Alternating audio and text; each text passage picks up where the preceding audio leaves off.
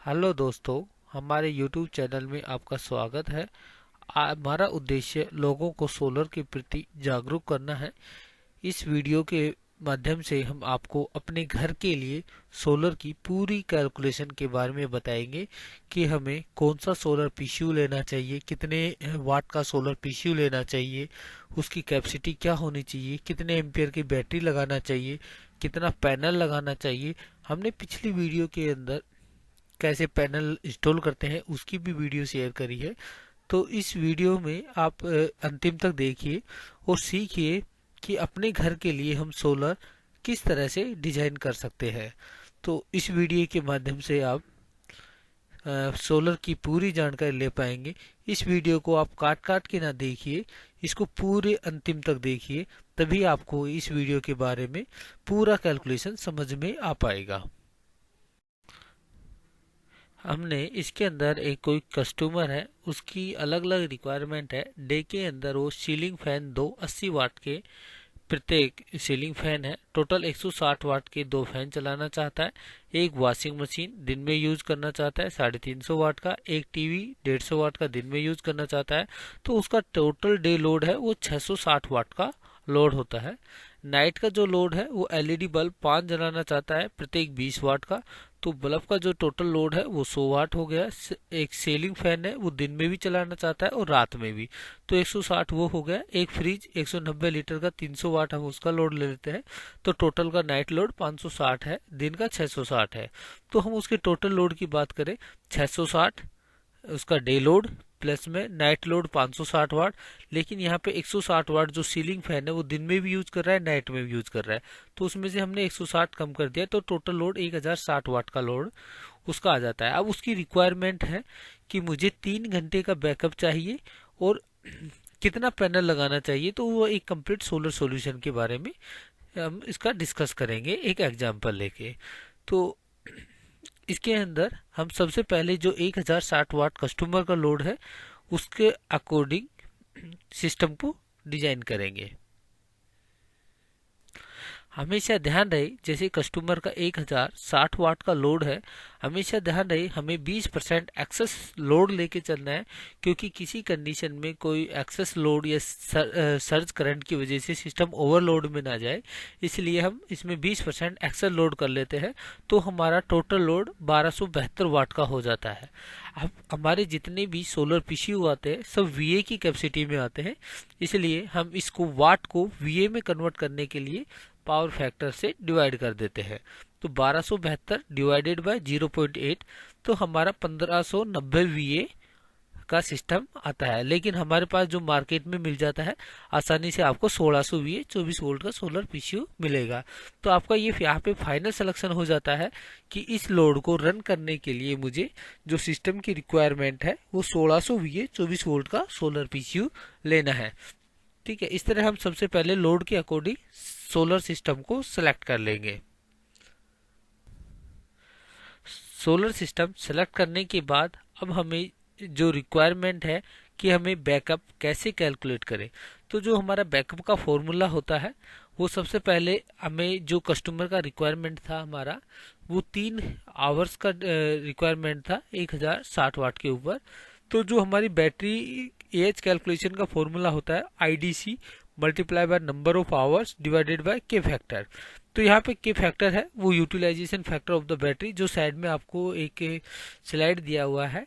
अगर हम कोई बैटरी को ज़्यादा लोड के ऊपर डिस्चार्ज करते हैं तो उसका जो पावर फैक्टर हाफ आवर के लिए 42%, 1 आवर में डिस्चार्ज करेंगे तो 50%, 2 आवर में डिस्चार्ज करेंगे तो 63%, 3 घंटे में डिस्चार्ज करेंगे तो 72%, 4 आवर में करेंगे तो 78.20%, 5 आवर्स के लिए 83.30%, 6 आवर्स के लिए 87.90, 7 आवर के लिए 91.70, 8 आवर के लिए 95% और 9 आवर के लिए 97.9 और 10 आवर के लिए 100%। ये हमारे ट्यूबलर बैटरी के लिए के फैक्टर होता है। इसके हिसाब से हम सबसे पहले आईडीसी कैलकुलेट करेंगे। आईडीसी होता है inverter capacity multiply by power factor divide by battery end voltage into number of batteries multiply by inverter की इफिशियंसी। अब यहाँ पे जो हमने इन्वर्टर कैपेसिटी होता है वो हम सेलेक्ट करेंगे अकॉर्डिंग टू लोड, मतलब कि लोड कैपेसिटी हम इसको बोल सकते हैं कि हमें कितना लोड के ऊपर ये कैलकुलेट करना है। अब यहाँ पे हम आईडीसी कैलकुलेट करेंगे। आईडीसी कैलकुलेट करने का जो फॉर्मूला है लोड कैपेसिटी, क्योंकि यहाँ पे हम डे लोड मतलब कि नाइट लोड लेंगे, क्योंकि डे लोड हमें सोलर पे चलाना है, तो वहाँ पे जो सोलर का करंट जनरेट करेंगे उस वहाँ पे उसकी कैलकुलेशन करेंगे। Multiply by power factor divided by battery end voltage multiply by number of batteries multiply by inverter efficiency. ठीक है, तो आईडीसी के लिए हमारा जो लोड है नाइट लोड है वो 560 वाट था, तो यहाँ पे 560 multiply by 0.8 divided battery end voltage, मतलब कि जो हमारा सिस्टम लो बैटरी अलार्म देता है वो 10.5 वोल्ट पे देता है, multiply by number of battery, यहाँ पे जो हमारा सिस्टम है 2 बैटरी का है तो यहाँ पे 2 कर देंगे, मल्टीप्लाई बाय इन्वर्टर इफिशियंसी, जो इन्वर्टर की इफिशियंसी है वो 80% है तो 0.8। अब हम 560 मल्टीप्लाई बाय 0.8 करेंगे तो 448 आता है, divided by 10.5 multiply by 2 multiply by 0.8 तो 16.8 आता है। तो यहाँ पे हमारी आईडीसी निकल के आता है वो 26.66 एम्पियर। अब यहाँ पे बैटरी एएच कैलकुलेट करेंगे, तो बैटरी एएच के लिए जो फॉर्मूला है IDC multiply by number of batteries divided by K factor. तो हमारा जो यहाँ पर आईडीसी निकल के आया है वो 26.66 मल्टीप्लाई बाय हमें 3 घंटे का बैकअप चाहिए तो 3 से मल्टीप्लाई कर लेंगे डिवाइडेड बाय 0.72। यहाँ पे 11 एएच की बैटरी आती है तो 111 एएच की मार्केट में नहीं मिलती, तो यहाँ पे हम 120 एम्पियर की बैटरी ले सकते हैं।